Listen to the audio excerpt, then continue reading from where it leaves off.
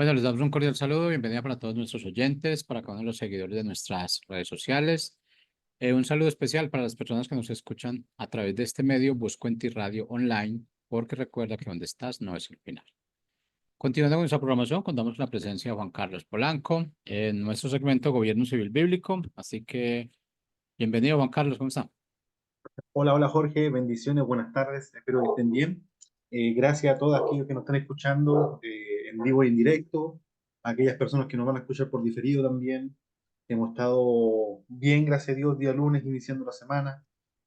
Mucho, mucho trabajo, mucho trabajo. Hemos estado involucrados en clases, hemos estado involucrados aquí en algunos proyectos. Saludos les deja el pastor Ricardo, en este momento se encuentra en El Salvador, está ahí expandiendo estas ideas de libertad y todo eso, en algunos seminarios que le invitaron, entonces se encuentra de gira técnicamente por Centroamérica. Pasó de Guatemala para El Salvador, eh, no sé para qué otra parte de país de Centroamérica, pero se encuentra ahí de paseo y les deja un cariñoso y fraternal saludos a todos ustedes. Bueno, entonces, de verdad, gracias por aquellas personas. Hemos estado involucrados estas semanas, eh, escudriñando un poco el libro y estudiándolo, obviamente, a la luz de la Sagrada Escritura, el libro de la República Hebrea, en busca de la República Hebrea, ¿cierto? Entonces, es importante lo que hemos estado viendo. Hemos tenido que separar estas clases en algunas sesiones debido a que uno quiere hacerlo rápido, uno quiere hacerlo lo más conciso posible, pero es inevitable profundizar más en algunos temas, debido a que te lo exige el tema, te exige profundizar más, algunas dudas que uno le nace, digamos, entonces ya hemos ido bien. Eh, Voy a dar un pequeño repaso, digamos, un pequeño paseo, si me permiten compartir pantalla. A, ¿Dónde están? Mostrar, ahí está, compartir. Si me permiten compartir pantalla, hemos ido viendo, primero vimos el clamor de la libertad, ¿cierto? La gente clama, ¿cierto? La gente clama por libertad, la gente está ansiosa de ver por qué en una nación que está constituida, en un país que supuestamente es fundado, tiene un poder legislativo, tiene un poder judicial, un poder ejecutivo que funcionan relativamente bien, ¿por qué hay esclavitud? Y me refiero a la esclavitud, no a la esclavitud clásica en donde te, te forzaban y te amarraban, no, me refiero a la esclavitud moderna, a esta esclavitud sistemática, ¿cierto? A esta esclavitud de carácter socialista, comunista, en donde uno eh, elige legisladores, elige gente que esté representando de buena manera, sin embargo, esta gente en un carácter de corrupción nos esclaviza más y más, nos esclaviza más y más con más impuestos, impuestos injustos, nos esclaviza con votos que son, con proyectos que son homicidas completamente, hablando de eutanasia, hablando de aborto, un montón de proyectos que se estaban aprobando. Hoy esta semana pasó algo que en Colombia que de verdad ustedes como cristianos no pueden, o nosotros como cristianos, digamos, no podemos dejar pasar, que es el tema de la eutanasia, este muchacho, lo que pasó. Entonces, ¿qué es lo que pasa? ¿Por qué estas naciones que fueron creadas para bien y que nosotros supuestamente en un país demócrata están pasando este tipo de situación y nos vemos cada vez más acorralados, ¿cierto? Hoy estamos viendo aquí en el caso de Bucaramanga que estamos con huelgas de transporte por la subida del combustible, la cantidad de impuestos que te cobran y todo eso. Entonces, ¿cómo? ¿Cómo es que soportamos eso, ¿cierto? Tenemos en nuestra mente ya plasmado que tenemos que obedecer ciegamente, ¿cierto? Que es parte del juego de la política este tipo de situaciones. Ya lo asumimos, ya nacimos con este tipo de filosofía. Pero ¿qué pasa? Es que si yo le digo que no, que nosotros somos libres, ¿cierto? Nosotros nacimos con una libertad y la libertad en sí influye a la responsabilidad, ¿cierto? La libertad que nosotros apelamos es la libertad bajo la ley, no es la libertad para hacer lo que yo quiera, es la libertad para hacer lo que es bueno, ¿cierto? Entonces la gente clama por libertad, quiere ser libre, pero al mismo tiempo no tiene las herramientas necesarias para hacerlo. Entonces, ¿por qué? ¿Por qué en una democracia supuestamente pasa este tipo de cosas? Y es que la democracia, estoy dando un resumen, digamos, de lo que hemos visto durante las semanas. Por eso estoy tan como abuelo de pájaro pasando estos temas. Después vamos con lo que nos impete el día de hoy. Entonces, ¿por qué la democracia no funciona? Porque no es un modelo justo, no es un modelo justo, ¿cierto? Si el 51% vota algo malo, el otro 49% debe someterse sí o sí, ¿cierto? Es por eso que Dios creó la República en el inmenso amor y misericordia que nos tiene. Dios creó la República para así nosotros como cristianos nosotros como individuos, o sí, claro, como individuos, tener una salvaguarda. ¿Por qué? Porque la República eh,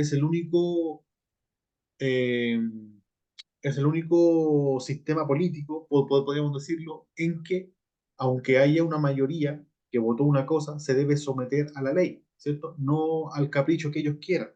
Y habiendo una ley ya establecida, ellos deben someterse y deben respetar los derechos fundamentales del resto de las personas que no votaron por lo que ellos sí votaron, ¿cierto? Es por eso que no por nada la República se ha mantenido como el único sistema equitativo de verdad, ¿cierto? Porque si nosotros hablamos de democracia directa, vayámonos a Francia, que fue lo que pasó después de la Revolución Francesa, que fue un caos terrible, porque la gran mayoría, en una filosofía de que el pueblo era bueno en gran manera, votaba cosas y se cortaron más de 14.000 cabezas y tuvo que llegar un tirano como Napoleón, digamos, a colocar mano de hierro en Francia porque había un caos.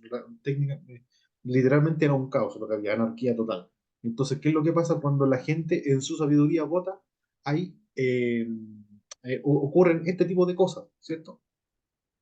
Que es por eso que es importante que aunque gane una mayoría, haya una ley que no permite que esté por sobre el capricho de este 51%, ¿cierto? Entonces, analizamos qué es lo que es la república. Si buscamos el significado de esta palabra, dirá que es un sistema político cuya máxima autoridad recae en personas elegidas por el pueblo, ¿cierto? Pero eso es una república democrática, ya que las personas pueden elegir lo bueno y lo malo, ¿cierto? Entonces, mientras la democracia representa la soberanía del pueblo, o sea, el gobierno de los hombres, la república es el imperio de la ley, ¿cierto? Es el gobierno de la ley. Y si Dios nos da una ley a nosotros debemos someternos a esta ley, ¿cierto?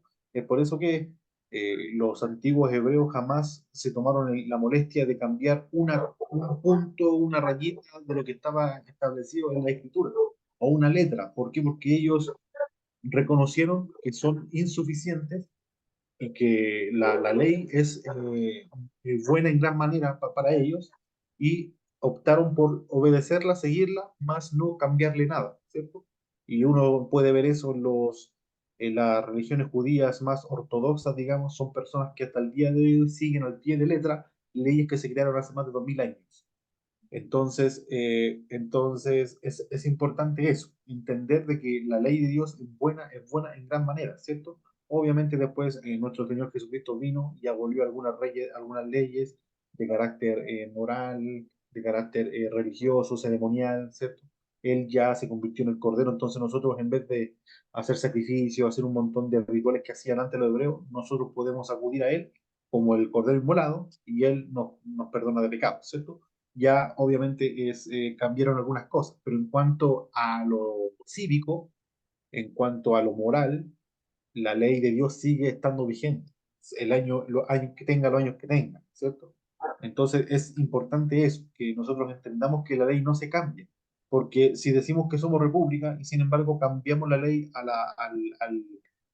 al modo que nosotros creamos conveniente, automáticamente se desaparece. Lo que es república queda un cascarón vacío, no queda nada.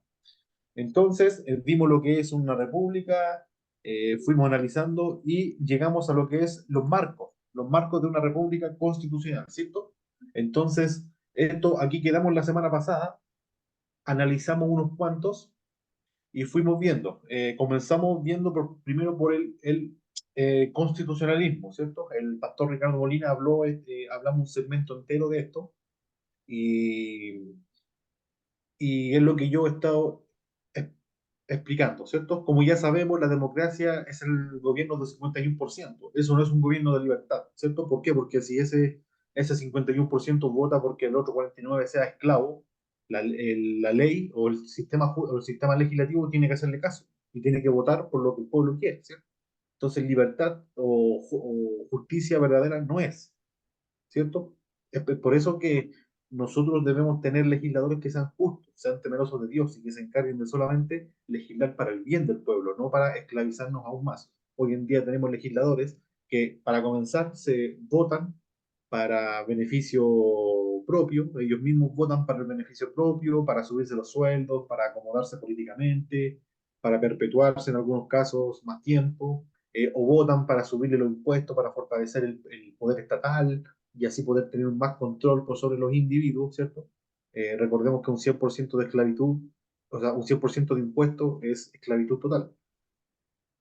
Entonces es importante eso, entender eso. Entonces la ley debe ser el cimiento por el cual todos se sometan de igual manera. Es por eso que la república es la mejor manera de defender los derechos de los individuos, ¿cierto? Cuando digo república no me refiero a los partidos republicanos, Donald Trump, ni en el caso de Chile, José Antonio Kast, ni aquí algún partido más institucionalista, digamos. No, me refiero a la república como modelo de sistema político, ¿cierto? Como sistema de política, lo que es el empeño de la ley, como habíamos leído hace un rato, ¿cierto? La república para nosotros es eso. Nosotros, de manera voluntaria, decidimos someternos ante ante la sociedad y de esa manera entregamos el derecho a hacer justicia por mano propia, ¿cierto?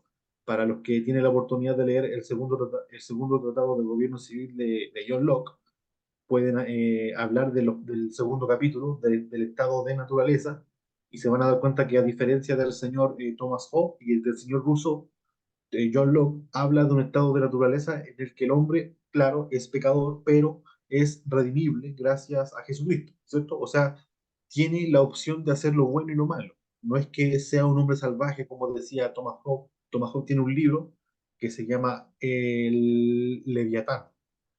Y este libro, al igual que John Locke, habla de un estado de naturaleza. Pero a diferencia de John Locke, Thomas Hobbes infiere que el estado de naturaleza es un estado en el que el hombre es un salvaje y necesita ser gobernado, ¿cierto?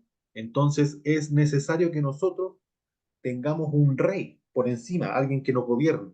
¿Por qué? Porque si no estamos bajo este gobierno, nos comportamos de manera salvaje, ¿cierto? Entonces, de cierta manera, eh, Thomas Hobbes vio el contexto, vio la historia y vio que el hombre, claro, ha erigido imperios, ha esclavizado a otras personas y concluye en eso. Sin embargo, John Locke también vio la historia y concluye, por ejemplo, vio el caso de Noé, que entre medio de tanta maldad hay personas que se pueden portar bien, ¿cierto? Hay personas que pueden optar por hacer lo bueno y ahí él dice, el hombre no es un salvaje que se porte mal en todo momento, el hombre puede portarse bien aunque no haya una ley, el hombre puede hacer lo bueno en sí. Entonces, el estado de naturaleza es un estado en donde el hombre nace en perfecta libertad y en perfecta igualdad. Somos todos iguales, ¿cierto? Es un estado en donde no hay una ley escrita, no hay una sociedad. Cada uno vela por sí mismo. Entonces, como cada uno vela por sí mismo, cada uno es juez. Entonces, si me quieren hacer un daño a mí, yo tengo derecho a defenderme, ¿cierto? Entonces, después del pacto de Noé con Dios, o de Dios con Noé, cuando Dios en Génesis 9:6 le dice, a partir de ahora yo no voy a enjuiciar más, este fue el último gran juicio que tuve, a partir de ahora el que a hierro mata, el que a espada mata, a espada muere, porque no en van, no, porque imagen de Dios es hecha el hombre, ¿cierto?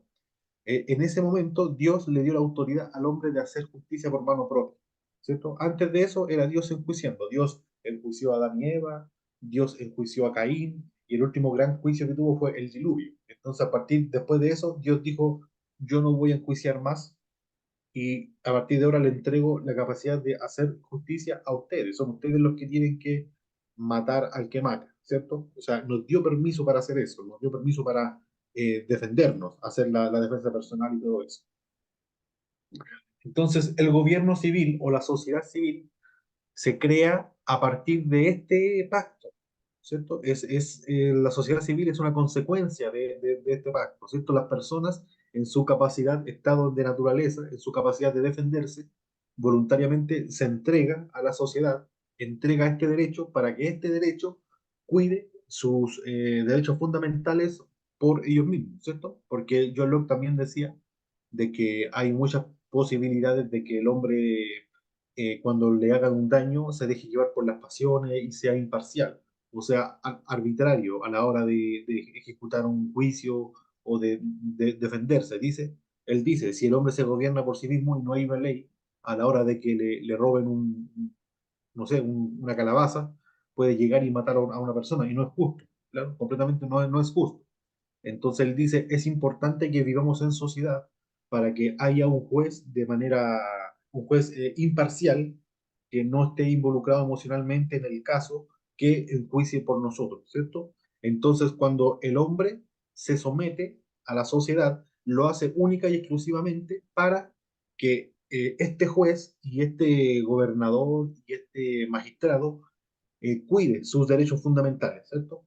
Lo hace solamente por eso. A la hora que el juez no hace eso o que el magistrado no cuida los derechos de las personas, esta sociedad queda deslegitimada completamente. Entonces, es importante que en una sociedad haya legisladores buenos, legisladores que hagan leyes que sean conformes a los estatutos de Dios, ¿cierto? Dios ya nos dio algunas leyes y después sacaron el Eclesiastés, las leyes que estaban ahí, en Deuteronomio también, ¿cierto? Entonces, hay un conjunto de normas, más de 613 leyes, ¿sí? 613 leyes, si mal no me equivoco, que eran de carácter cívico, carácter religioso, ritual, todo eso. Entonces, el hombre crea sociedades conforme a este tipo de leyes, ¿cierto? ¿O de dónde creen ustedes que salió que matar es ilegal, que robar es ilegal, ¿cierto? De la Biblia. Los griegos, los filósofos griegos no nos dieron nada de eso. Solamente, lo único que nos dieron eso fueron los hebreos. Nosotros podemos rescatar eso de la Biblia. Entonces es importante eso, ¿cierto? Entonces habla de que una ley suprema debe regir sobre todo, para que estas personas no se sientan con la autoridad de venir a cambiar leyes y todo eso. También un punto importante que señala Locke no me acuerdo si en su séptimo, octavo capítulo, señala de que el poder legislativo tiene que reunirse en carácter de asamblea, legisla, crea leyes y después se disuelve. No tiene que estar siempre trabajando. ¿Por qué? Porque pasa lo que está pasando ahora, que como tenemos legisladores que están 100% trabajando, tienen que, según ellos, compensar el sueldo que están ganando y crean leyes, crean leyes, crean leyes. Entonces, claro, ellos se creen que están con el deber de crear leyes nuevas en todo momento, y no es así. Se deben crear leyes, después se debe disolver el poder y estas personas deben quedar como ciudadanos comunes y corrientes, por debajo de la ley que ellos mismos crearon, ¿cierto? Entonces, es importante eso, entender eso. Entonces, la constitución debe ser única, inamovible, digamos, que no se mueva y que todos nos rijamos bajo este tipo de leyes, de constitución, ¿cierto? Entonces, hablamos mucho de eso, también hablamos de la separación de poderes, ¿cierto? Entonces, dice, como las personas tienden a abusar de su autoridad, es necesario crear mecanismos necesarios para mantener controlado el poder del gobernante, ¿cierto? Para eso, la facultad del gobierno se divide en tres poderes: legislativo, ejecutivo y judicial. De esta manera, estos tres poderes funcionan como, perdón, me faltó, hay la cambio de voz. Ahí está. Como contrapeso los unos a los otros, ¿cierto? Entonces, hay tres poderes dentro de un sistema constituido. Ya hablamos del sistema legislativo, ¿cierto? El poder legislativo, pero a cambio del poder legislativo, el poder ejecutivo tiene que estar siempre activo. ¿Por qué? Porque aunque la ley se demore poco en hacerla, se demoren poco en hacerse, y aunque estos legisladores se disuelvan y vuelvan a ser ciudadanos comunes y corrientes, la ley dura harto, dura harto. Entonces tiene que haber un poder que se encargue de hacer cumplir la ley, de ejecutarla, ¿cierto? Entonces siempre es importante que el Poder Ejecutivo esté activo en todo momento. Entonces, el Poder Ejecutivo es aquel que se encarga de, de hacer cumplir la ley, de ponerla en práctica, ¿cierto? Y el Poder Judicial es aquel que interpreta la ley y dicta el juicio, ¿cierto?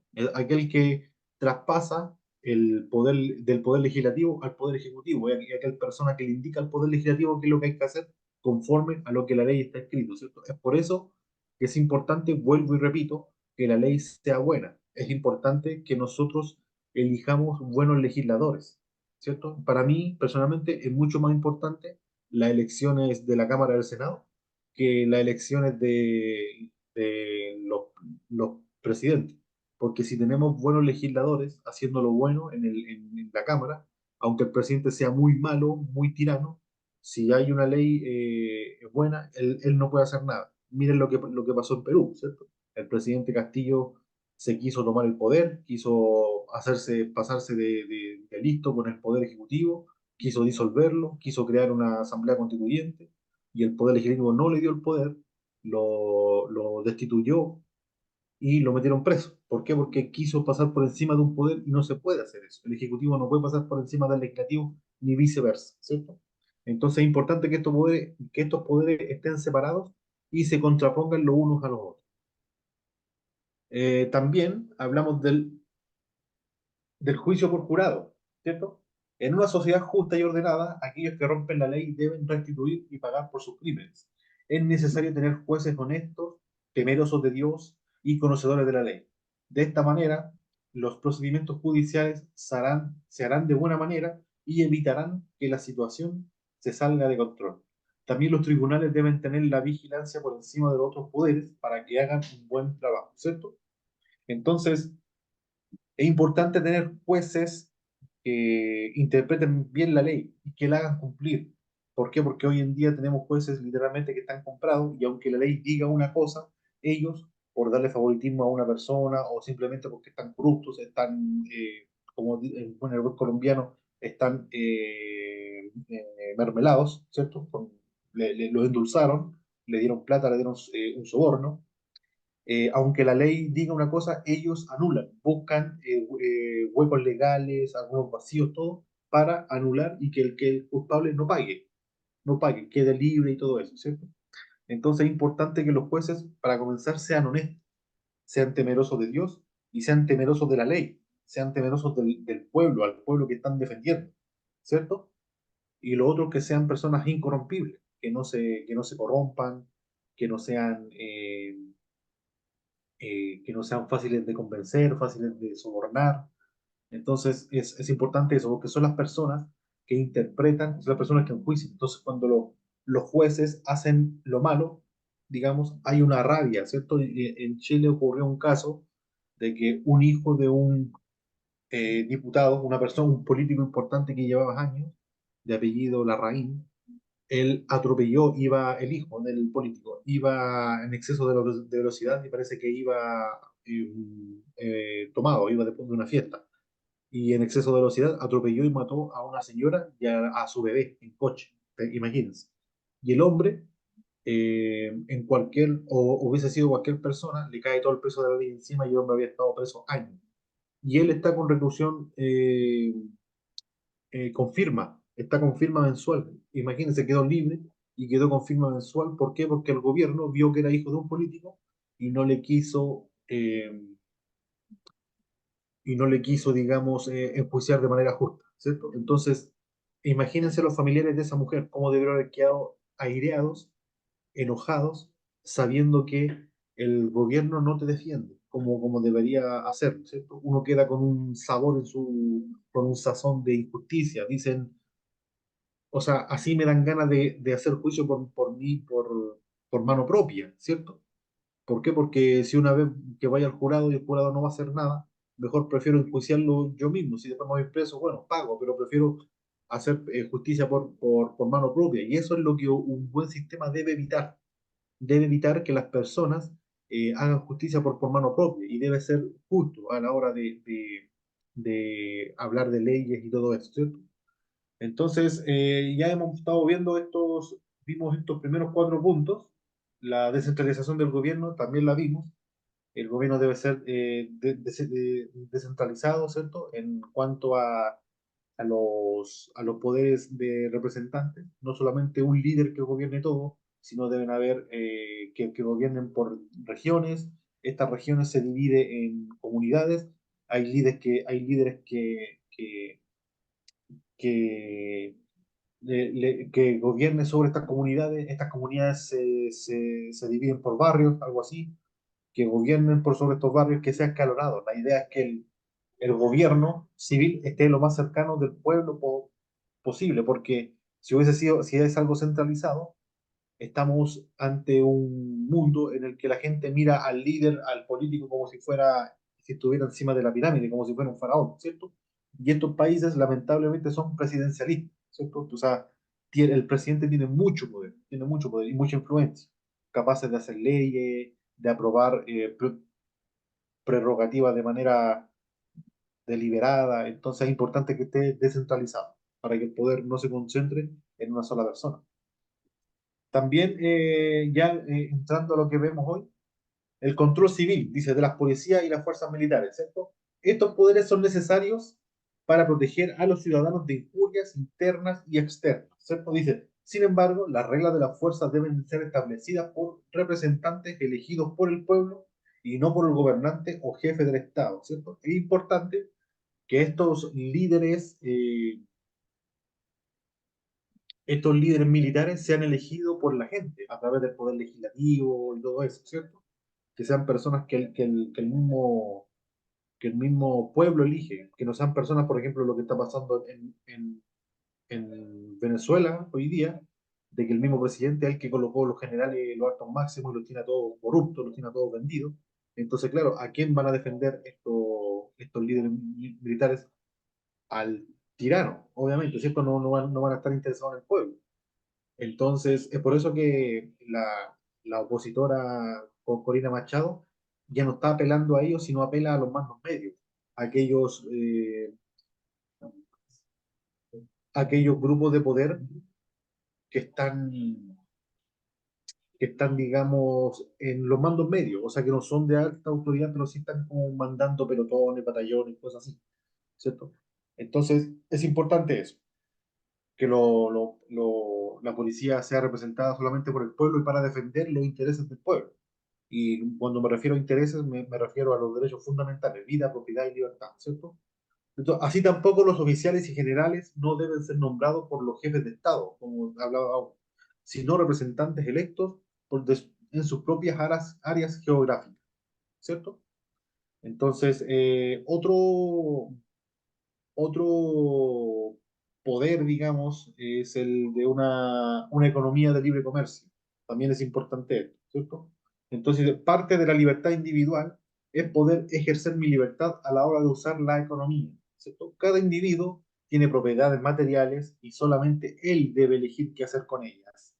Quien forma control por parte del Estado para manejar la economía y la propiedad de la sociedad es un abuso de poder, ¿cierto?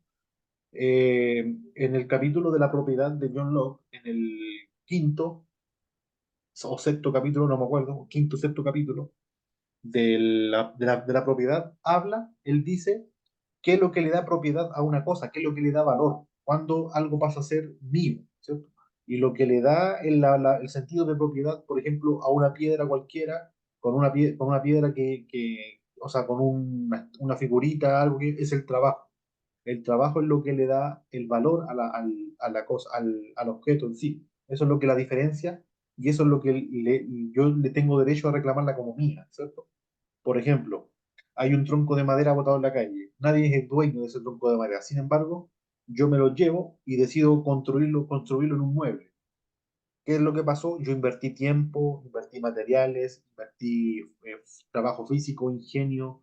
Hay un conjunto de cosas que yo le implanté a esta madera de tal manera, digamos, que le di un valor y ya es mío, ya tiene propiedad, ¿cierto? Entonces, las cosas que uno trabaja es lo que le da propiedad a las cosas, ¿cierto? Entonces, este sentido de propiedad me debería a mí dar la libertad. Es por eso que John Locke defiende la propiedad privada, tanto la vida como libertad, la propiedad privada se defiende también porque es aquello que los comunistas no les gusta, ¿cierto? Si cada individuo tiene propiedades materiales y solamente él debe elegir qué hacer con ellas, cualquier forma de control por parte del Estado para manejar la economía y propiedad de la sociedad es un abuso de poder. ¿Por qué digo esto? Porque esto que yo les acabo de explicar recién acerca del trabajo añadido, los comunistas no creen en eso. Ellos creen solamente en lo material. Son materialistas a la hora de ver la cosa. Entonces, los principios de un comunista, cuando él ve un tronco de un árbol o ve una mesa, un mueblecito trabajado hecho de madera, él lo que ve es madera. Y va a decir, ay, esto no vale nada, es madera.